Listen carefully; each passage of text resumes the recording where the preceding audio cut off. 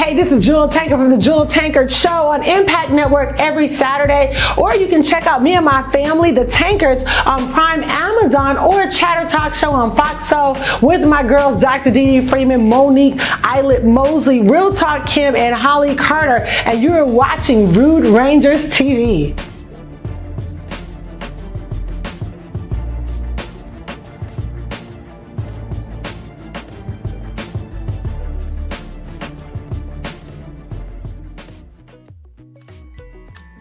Everyone, I want you to understand that who you're about to meet is someone that is, the caliber of her artistry is unlike anyone you've met before.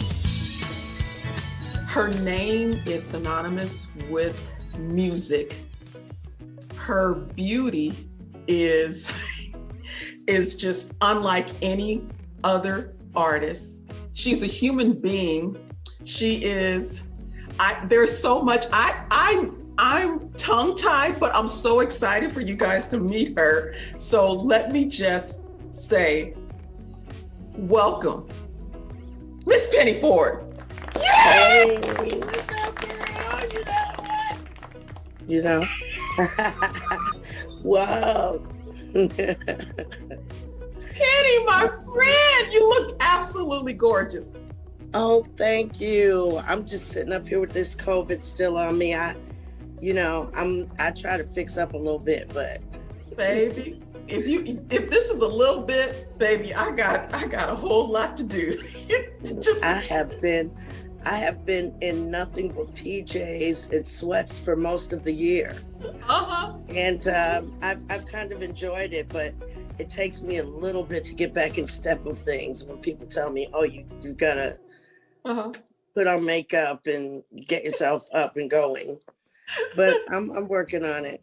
Hey, you look good, darling. You haven't changed in, gosh, what, the 80s? You haven't changed. You still look like your little girl pictures.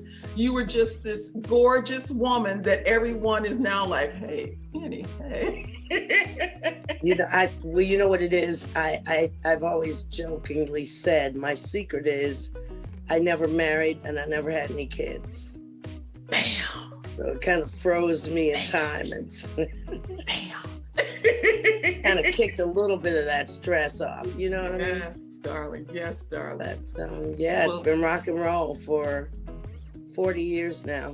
Good God Almighty. I always say amazing. I'm going to try some other words, but that's the first thing that comes to mind. It truly is amazing. Your career, the span of your career, and that you are still a chart-topping artist. That's what's so amazing. And so we're gonna let people know the Penny that I know.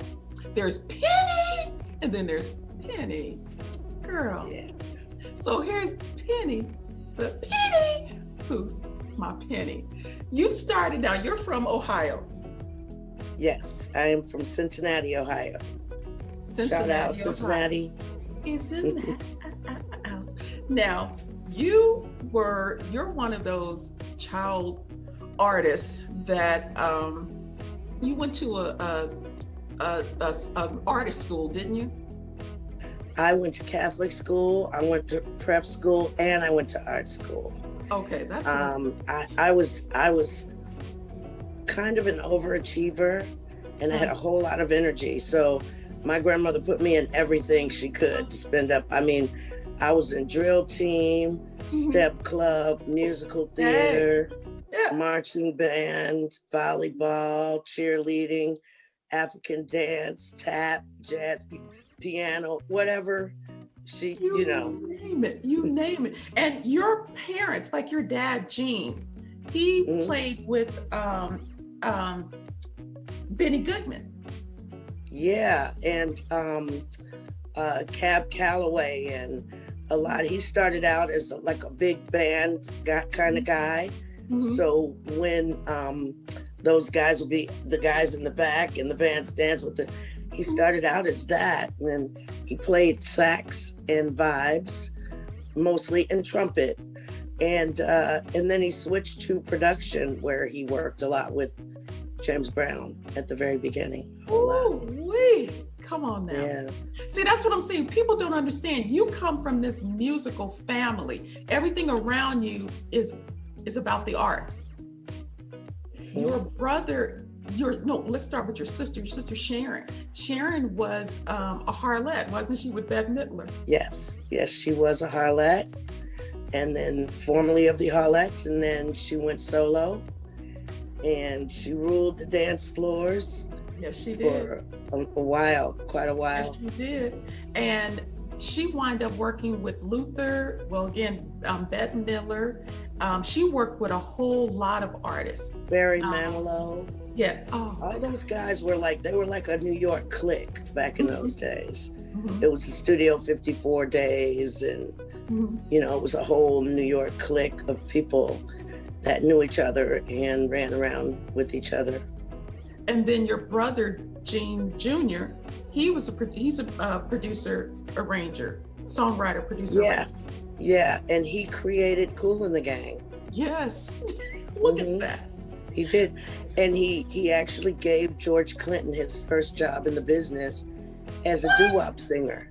What? Yeah, well, George had a pompadour, and they were singing doo-wop. What? Yeah, he started out doo-wop. I didn't know any of this.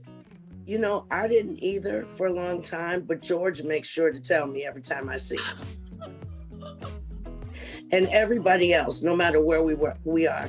The last time I ran into him was in the airport no, that wasn't the last time, but the last time out in the world I ran into him, we were in the airport in Oslo, Norway. And I wasn't expecting to see any of us in Oslo.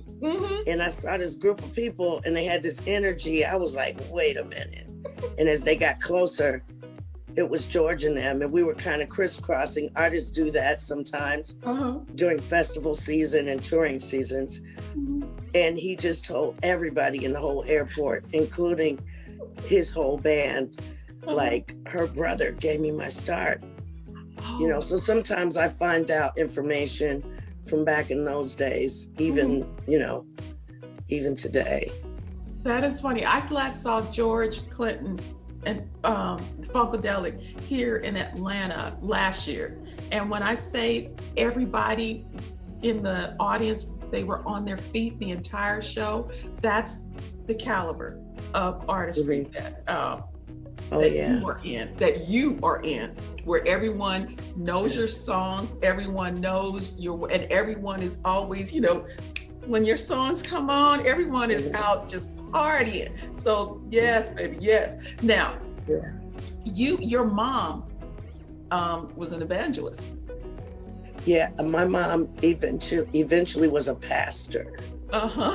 Yeah, she was a pretty incredible woman. I mean, when I was born, she was a nightclub singer. And like on the Chitlin circuit. And that's how she met my dad. And but eventually she turned her whole life around, and she cleaned up 8 crack houses in the hood in Cincinnati and turned them into tutoring centers for disadvantaged children, and became a champion for the community. And that is awesome. And a pastor. You and I, we talked about that. Your mom, and we're going to get into that because your mom is such an incredible human being. And I want people to know this about your mom when we get to it. I want to, and I'm excited for people to hear this side of your story about your mom. Yes, so I got a feeling this is going to be a multi-episode interview. I got a feeling, because there's so much, there is so much about you and your work and your worth that people need to know. Well, I'm kind of an introvert, so I don't talk to a whole lot of people, but I'm freely opening up myself to you. Oh, thank you, darling. I'm just so honored. I really am. And I, like I've told you in the past, that everyone that I interview, I'm such a fan, but I'm also your friend. And I Yes. want people to know the side of you that I want them to know. They know your music, but I want them to know you and how and the accomplishments and your greatness.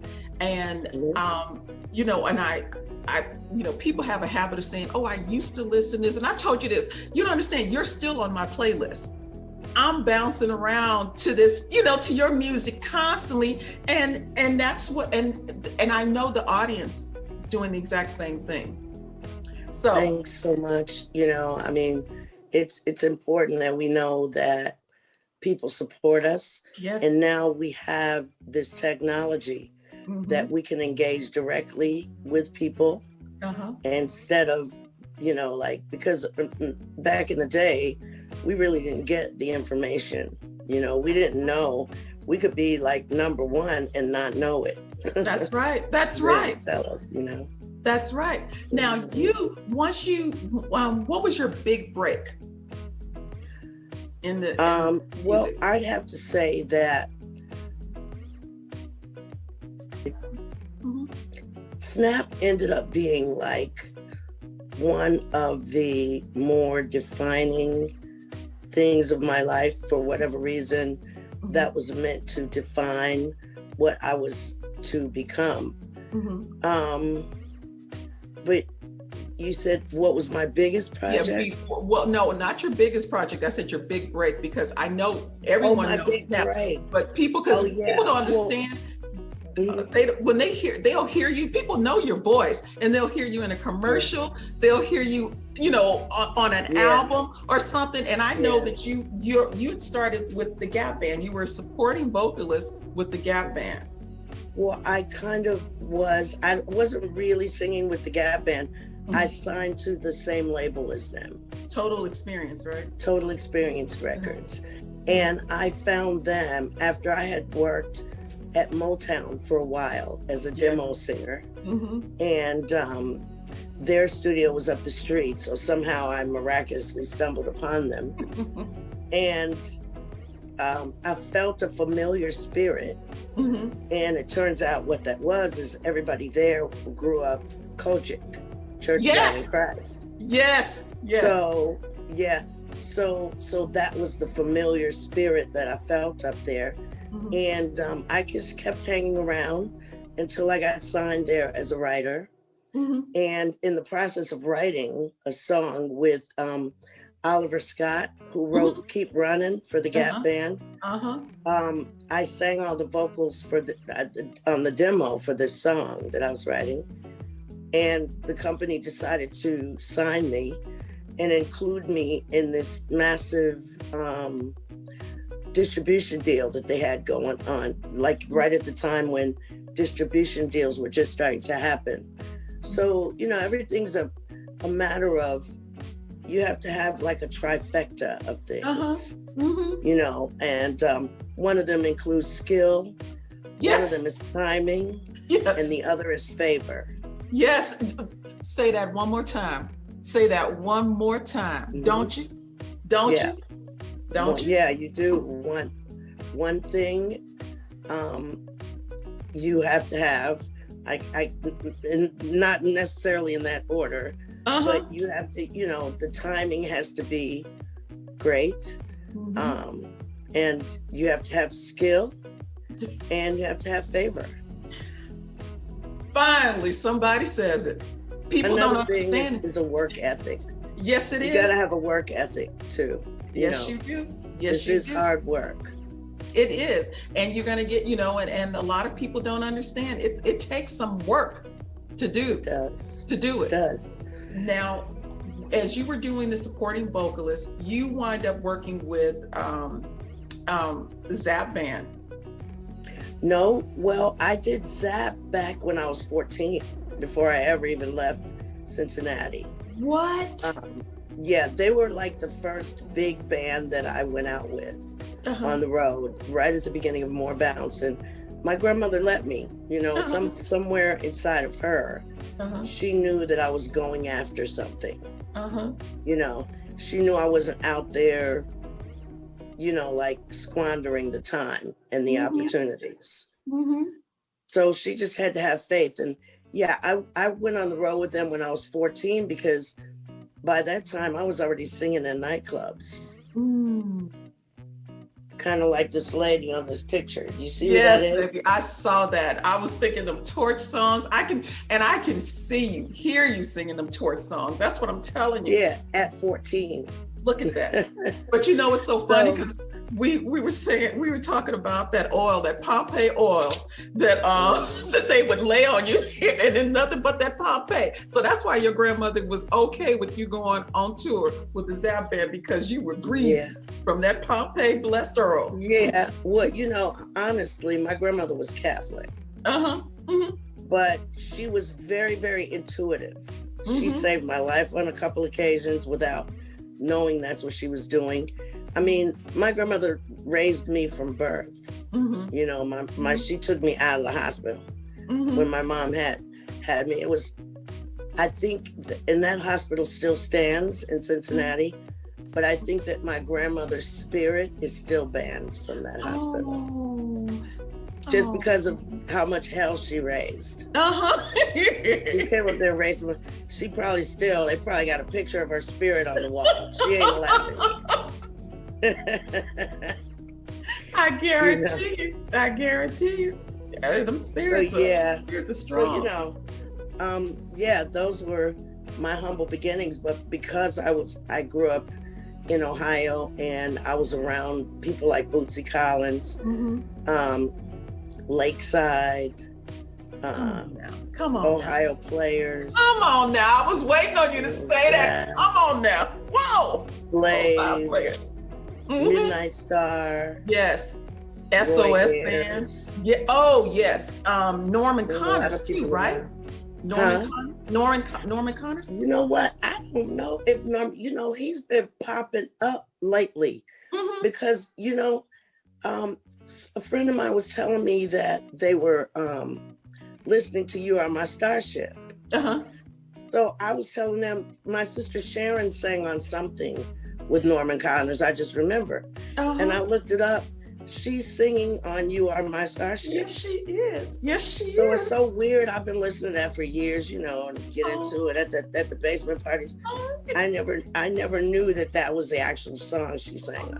oh. But you see, and I explained this in another interview of mine, and this is what music does. Music, it's beyond spiritual effect on people. And I know me, when I'm needing a lift, or if I'm, you know, having a bad time and I put some music on, and it changes my whole demeanor. It changes everything. It has a chemical reaction.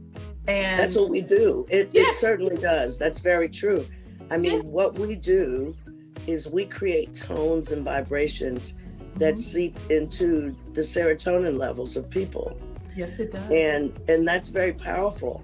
Mhm. And you can either use those powers for good Mhm. or for the dark side. That's right. And that's kind of the dilemma we're in right now. Yes. Is bringing the music back to something that empowers people and makes them feel better, instead of music that makes everybody angry and want to go out and rob somebody. Right. You know, Right. These images that they allowed Mhm. to seep into and overpower the art. Yes. You know, it's the same energy that seeped into the church, Yeah. that seeped into governments, Yes. that seeped into the banking industry. Mhm. It's definitely an energy that has infiltrated every sector of life. Yes, it And has. we have to stay alert, and we have to stay aware Yes, of right. what's going on, because that's the only way we'll be able to keep ourselves fit enough to survive whatever they got.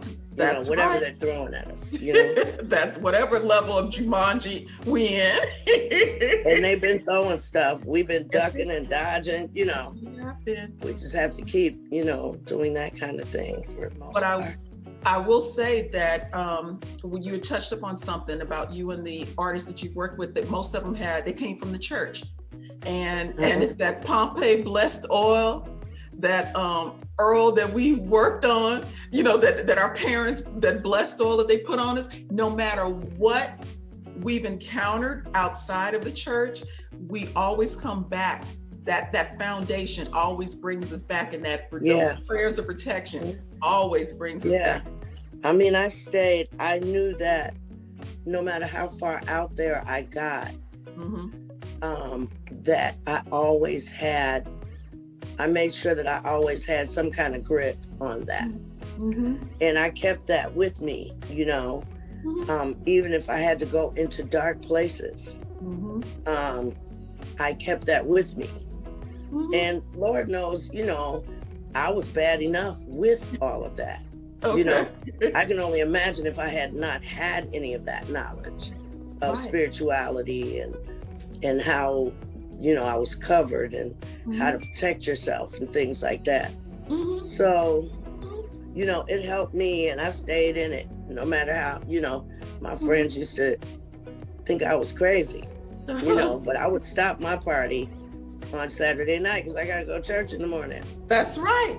If I'm, and sometimes they would call to go with me. See, and that's what we're supposed to do. You know what I mean? Yeah. I mean, it would generally be because something is going wrong in their lives. I'm like, they call and ask if I was going to church. And I was like, wow, what's wrong? But I took everybody to church, Jews, everybody. They knew that's where I was going on Sunday if I was able, So, I mean, it's like with the way I grew up, there's no way I could be able to go to church and I lay up there and don't go and just go. Yeah. Yeah. Because I'm grateful to be able to have a way to go, and a lot of people, I mean, and it's not putting an emphasis on the four walls or the institution of church. But I tell people, when they go, you still going to church, there's all kind of stuff up in there. Yes, all kind of stuff up in everywhere. Okay. Yeah. But one of the reasons why I love the Black church so much is because it's ours. Right. And we ain't got a whole lot. We ain't got a whole lot that's authentically ours. Right. And they're trying to commandeer all the elements out of that. Yes, they are. Yes. And all the little,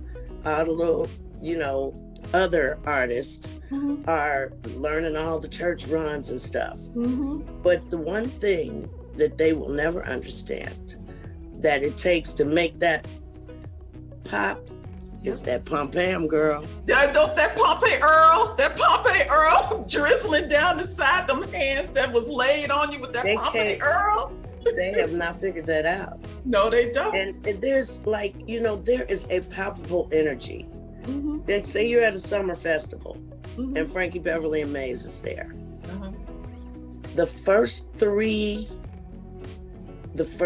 chords of We Are One, there is a palpable energy of yes, it is. Yes, 40,000 Black people just eyes closed, sitting hands up there. Up. And they sit, you know what I'm saying? Hey, that whole and it's that whole, everyone understands that, hey, when they hear a song that takes them back. And that one in particular calms us down, makes us calm. I used to tell my white friends, I said, if you are walking down the street and you encounter a group of angry Black people walking towards you, if you could sing a little piece of a Frankie Beverly song, you might get away. You might save your life with that, because you're going to at least get a head start, because we're going to stop and go at least one or two, and you could get going. I was like, that might save your life, child. Yes, because they gonna understand. They gonna give you that head dap. That okay. Right. We're gonna do that. We're gonna at least go, hey, 1, 2, before we get back with you. That's you know right. what I'm saying? So you might be able to get a head start down the street. That's right. That's right.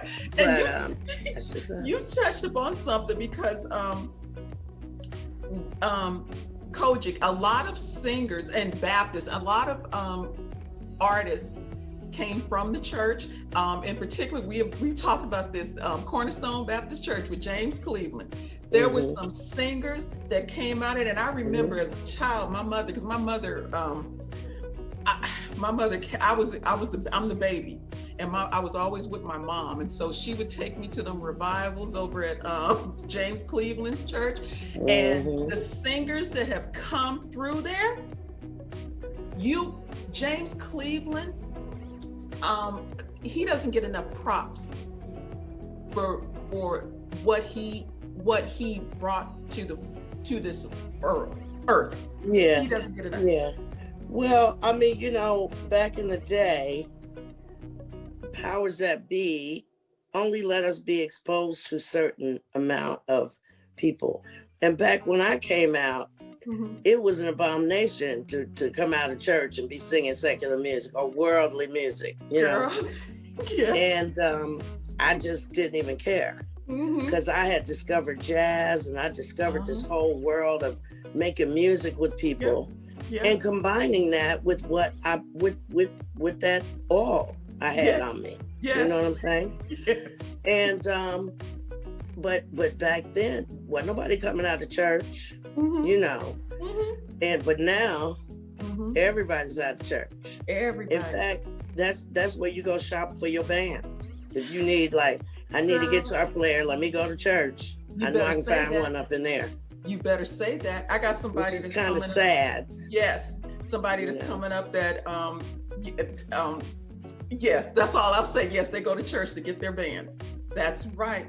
And that's where and that's where I was in church and became a part of a lot of things. And it's all because they wanted that church sound.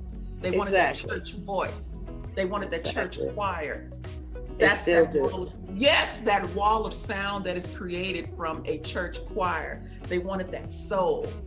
Let the color girl sing. Yes.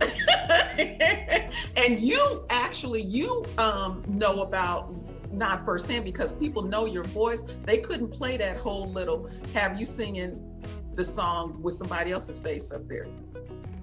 Yeah, well, they tried that. They had the video of the power. That's not me on the video. That's a girl miming my voice. And that girl didn't even sing. You are so right. That is very true. I saw that the other day.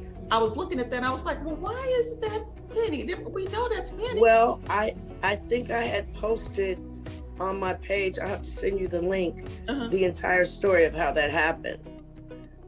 But long story short, they're able to get away with things like that over here because, they don't, in Kazakhstan, they don't know one black person from the other. It's as long as it's an American black and they sound American black, that's fine enough for them.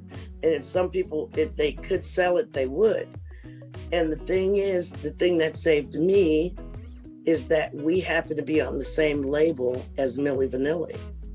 Oh, yeah. Areola Munich. And the fallout from Milli Vanilli had started to happen, and they didn't want the same thing to happen to Snap. So they hurried up and got it. They snapped their tail right. Yeah, they snapped their tail right. And found me. And gave me a whole bunch of Deutschmarks. And when you said over here, you're in Europe. You've been in Europe for many, many years. Well, this time I've been over for, slightly longer than a decade, but I've been coming back and forth over here for, since about 1984, 1985. Wow. And and it's amazing that the work that you've done in Europe. You have steady work in Europe versus America. Yeah, it's true. Over here, I work. I'm booked like sometimes 2 or 3 years in advance. Americans aren't so much into European dance music. And Europeans, there's this thing over here where they're stuck kind of on the 90s. They love 90s music. That's the best. For instance, music. Backstreet Boys come over here, and there would be, if Backstreet Boys come over here, and at least 50, 60,000 people will pack it out. Oh yeah. See, that's, and that's my generation. That's my music. That's my music. Yeah, they love 90s music. So, and they just fill up. I just do lots and lots of festivals with hundreds of thousands of people. Now, when did you started working with Chaka Khan? And you've actually sat in on some recordings for Chaka.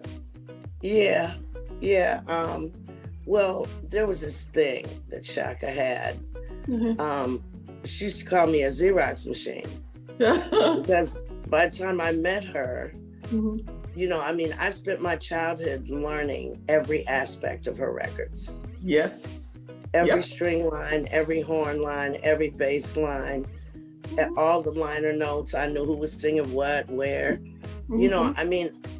everything. I knew it almost better than she did. And so she used to call me Xerox machine. So sometimes if she didn't want to do something, she would send me to do it, and they wouldn't be so upset that they didn't have her. You know what I mean? Because your voice is something else.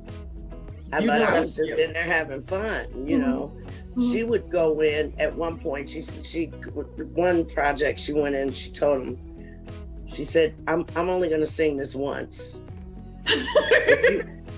and then I'm out of here." She said, "If you want some more vocals, call Penny." Okay. And they called me. I came in there. It was like being at an amusement park of vocals for me. I got this one Chaka track, and I get to build around it. That was like playing with vocal Legos for me. You know what I'm saying? Yes, ma'am. And just to be able to, for me, I sit there and I'm like, Chaka Khan is still that one artist that I'm still in the Chaka Khan. I'm like, that's Chaka Khan standing right there. And I've told you a story about Chaka Khan and Flavor Flav that we'll save for another time.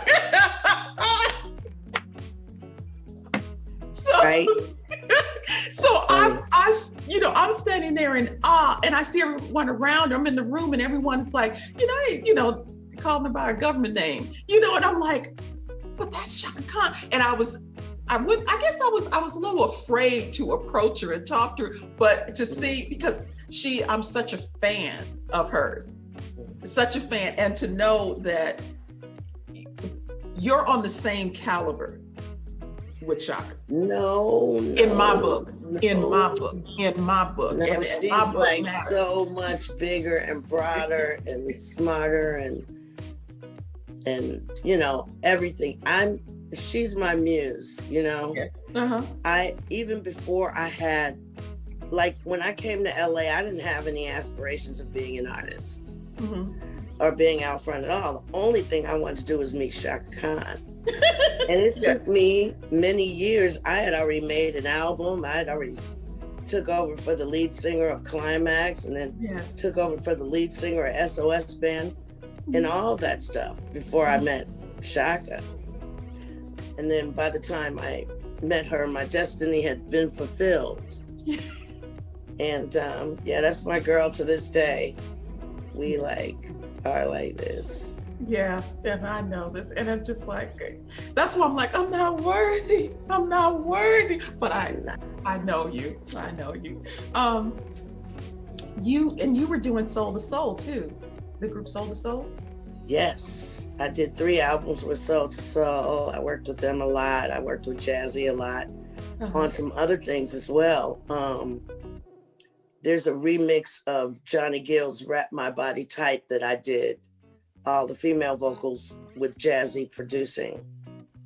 You It's know out what? there. You have to look for It is out there. I know. I'm telling you, I'd pick your voice out of anything. I know, That's how I yeah. know. That's funny because that's become the new thing. It's like, can you find the Penny Ford voice? Because so many of my friends, you know, have told me over the years, they've almost got into actual physical fights. Yeah. Telling people, I know no, it ain't. That's somebody else. Two-piece people. I You be ready to know. two-piece people. Yes. No, Penny's voice. I'm like, don't make me. I'm going to throw you and have you prostrate. Don't make me. I'm so sorry that y'all have to go through that. You know, No. but part of that too is because, you know, I don't know whether it was a good thing or bad thing. I guess it was a little bit of both. Mm-hmm. That I did not tie myself down to one project or one train of thinking. So I was all over the place. I was saying front ground, background, side ground. You know, I worked with Brandy when I was in my 30s and she was like 15 or no, I was in my 20 somethings, I think, or late 20s. And she was like, you know, 15, 16. Yeah. You know, that's me. Speaking of, you know, recognizing my voice, I know there's one thing you might not know I was on. What? I have to have them put that on my, on Moesha theme. I know it's you. Did you hear me in there? Oh, okay. Penny, this is a lot of people that know that. Yeah.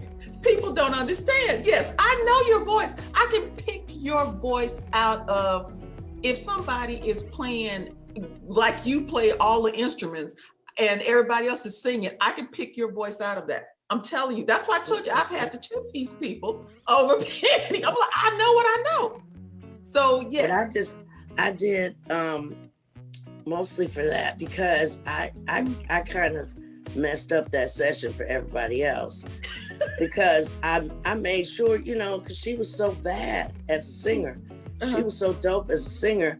I was like, she needs to sing her own theme. Yeah. You know, I'm not understanding that by saying that the rest of us singers that were there were going to get paid a whole lot less. And I just didn't operate like that. I was like, I would be crying right now if this was my TV show and I sing that well and I couldn't get, you know, and I couldn't sing my own thing. So it ended up mostly on there. That's me going mo to the, A to the, mo to the, and I got paid good off of that. Hey, go ahead, girl, go. I got paid good off of that.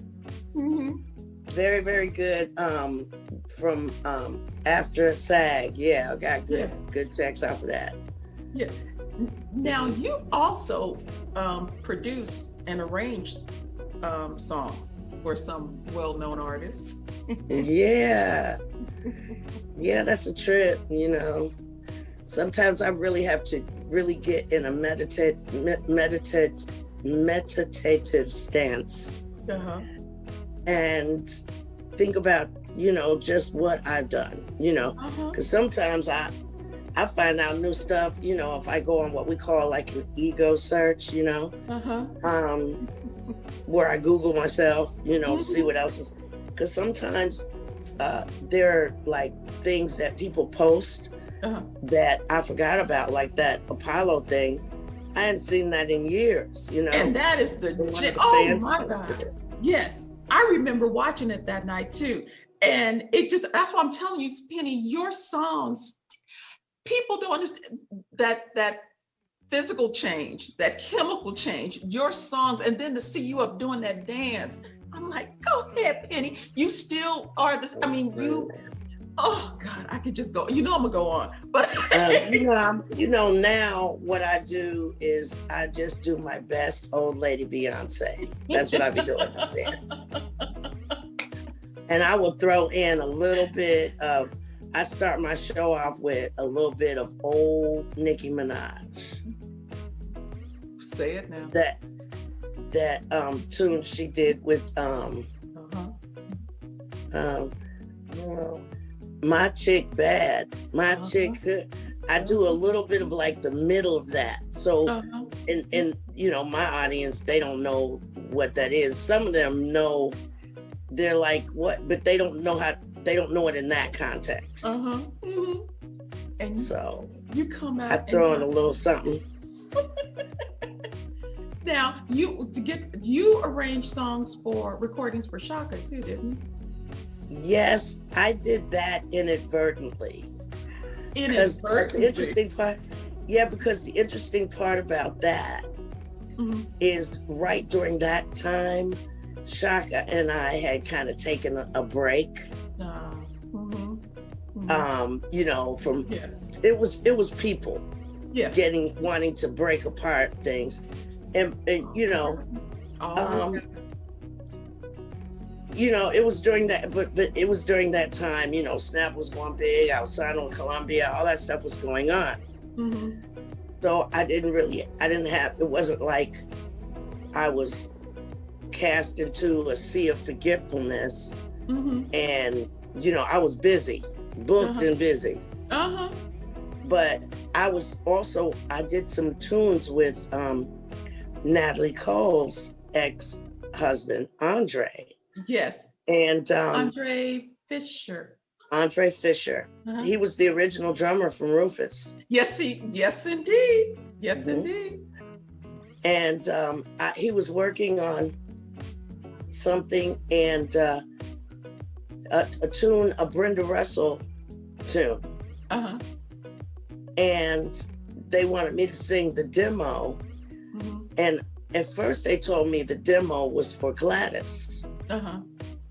So that was one of the reasons why I could do demos so well, is because I could sing like the artist that the writer was going for. So I could somehow put in my mind to put it in context, proper context, where that particular artist would understand it. And I sang that song for Gladys, and it ended up being The Woman I Am, which was a title cut from Shaka's song. And that was during the time we weren't speaking to each other. And she was like, who is that bitch singing that? She said, I'm gonna sing it just like her.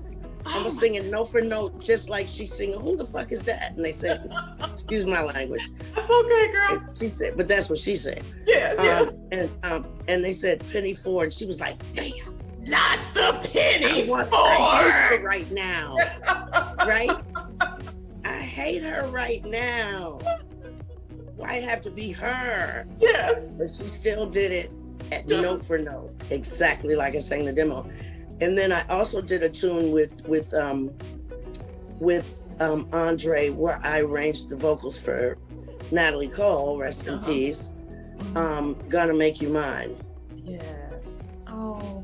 So I went in and arranged those. The leads, she sang it exactly like I sang it, which is like an honor beyond words, because the little girl in me that had my Shaka Khan records and my Natalie Cole records was just like, oh my God, you know.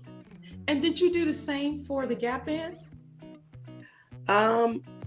No, I didn't do any arrangements for the Gap Band. I mean, I went in the studio, like, the thing with the Gap Band is, I mean, the president of the company would call me to come in and sing some stuff. So I ended up on a couple things. That's me on I Found My Baby. I'm the female voice, you're hearing that. I know that. Yes, girl. Yes. And, there's another one on Gap 8, which a whole lot of people didn't hear. It's called We Can Make It All Right. Oh. We can make it all right. Baby, listen. Sorry, my voice ain't going right now, but it's pretty hot. So I did sing on a few things for them, but I never really sang with Gap Band. We were just with the same label. Okay. So a lot of us kind of interchanged with Yarborough Peoples and their band. A lot of us interchanged with each other, you know. Yes, Yarborough Peoples, that's another great group. Oh, I can't wait. Absolutely. Mhm. Absolutely. Okay. Amazing. Yes, and now you play keyboards, flute, I do. I bass, do.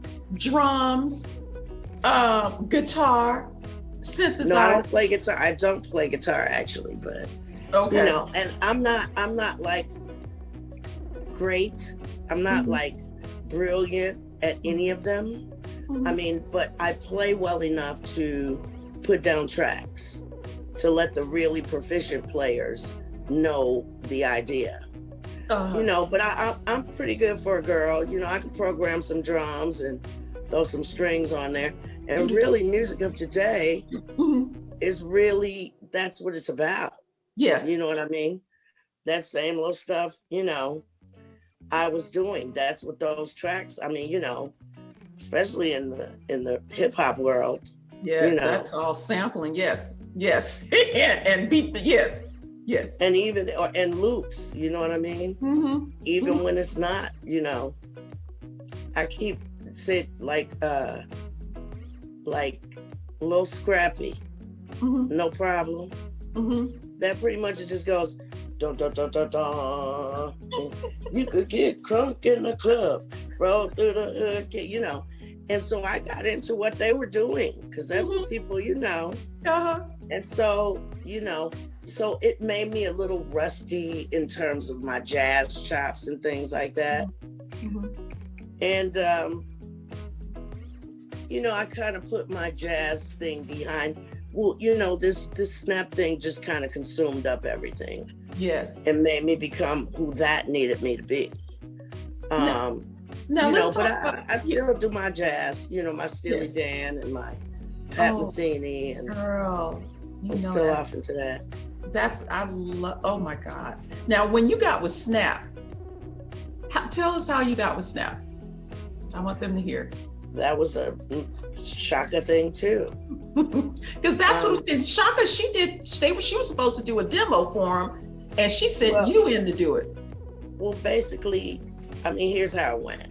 Mm-hmm. They called her one night. She and I had moved to London, Uh-huh. honestly, to get off drugs. We didn't want to go to rehab. Yeah. So we came up with a brilliant idea. Well, actually, she did. Mm-hmm. And honestly, she left me in LA at first.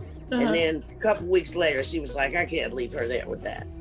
So she brought me over to London and we locked ourselves in an apartment for a while. And they called her to, these Germans, we don't even know, we still don't know to this day how they got her information, but they called and asked her to be on this project. And she said, I don't do rap. You go do it. So that's pretty much what happened. Look at that. Look at that. And therein lies the story of Snap. Penny Ford and Snap. The whole thing. That's a whole nother story. Yes. And then you go and you and Snap come. The line, you just have to make a sound.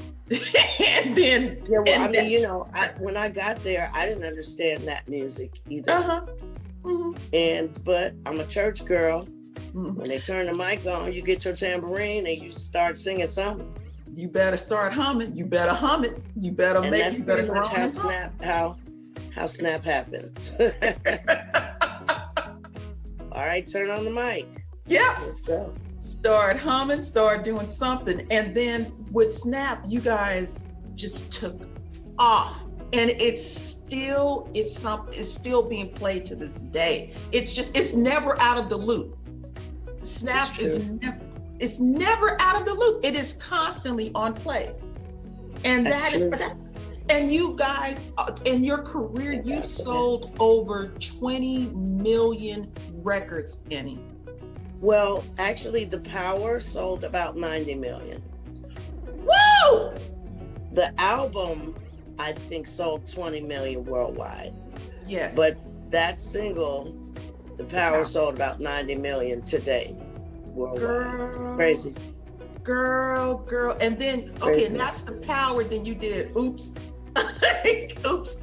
oops, you did that, and then what was it? Mary Had a Little Boy came after Yes. that.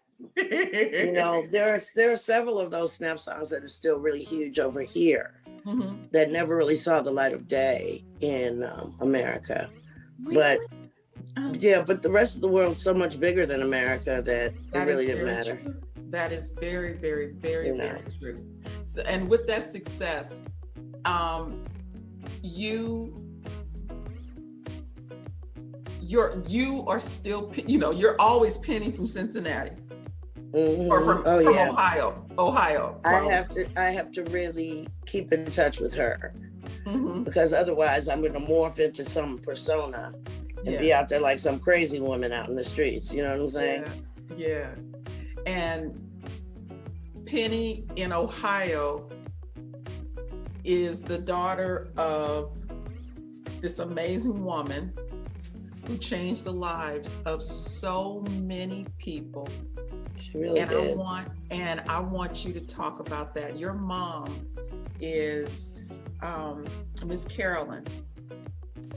She, you know, we all pray, you know, the scriptures would say, you know, we're going to stand before kings and queens and leaders and all of this. And your mom being just little Miss Carolyn had her you just explain it. Your mother, go ahead. You know, she had a really rough, you know, life coming up. I mean, you know, she was born down south and kind of raised in North Carolina, and down there, most of the only thing, you know, job you could get, and a lot of people in North Carolina still tell you this to this day, is picking tobacco. Yeah. Yep. And so she didn't want to do that anymore. And so she went into the Army. And, you know, she got into singing. So she was a nightclub singer when I was born. And wild and crazy. But I think shortly after I left, I went to Japan with a band and stopped off in LA and just never left. And during that time, she was busy getting her life together. And she really redeemed herself. She did crazy things like closed down 8 crack houses in the hood and turned them into tutoring centers. And she had seniors media centers, and she sat on boards with some very powerful Republicans who ended up coming back and taking care of her when she got sick. Or they helped me to be able to take care of her and my grandmother and my family. Right. She did a lot in the years that she had left, and worked with a lot of people, and people still speak very highly of her. There are a couple scholarships and awards in her name in Cincinnati now, and those things will live on forever. And yeah, I was proud of old Pastor Homegirl. Yes, indeed. Yes, indeed. And do you mind when your mom was sick, one of the well-known people contacted you, or you were in touch with one of these well-known individuals? Oh yeah. Yes. And she like the opioid crisis is like the ground zero for that is right outside of Cincinnati, in Fairfield and Hamilton, Ohio. So my mother had sat on a lot of boards for, you know, eradicating the opioid crisis and fighting that. And one of the people she got to know was, he was a congressman at the time, and he's a senator now, GOP Senator Rob Portman.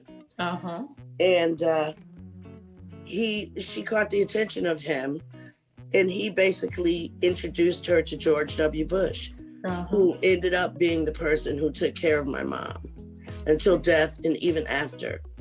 He actually paid for my mom's funeral, and they put her away in grand fashion with a 21 gun salute, all that. Daddy. So It was good. It was great. And Great she was so moments. deserving of it. She was so deserving. She worked hard.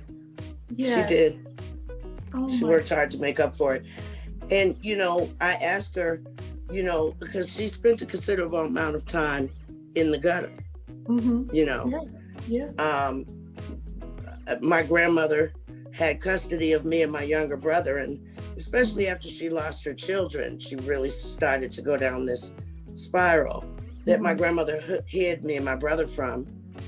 But I was later able to ask her, like, what were you thinking about when you were in the gutter? And she said, I used to ask God why he put me in the gutter. And so all that work that she was doing, she said, now I know why I was in the gutter. That's right. I couldn't help these people if I didn't know what it was like to be down there. That's right. That is very, very true. I learned a lot of things through her and her journey, her pain, her struggle, and her triumphs. So that was amazing.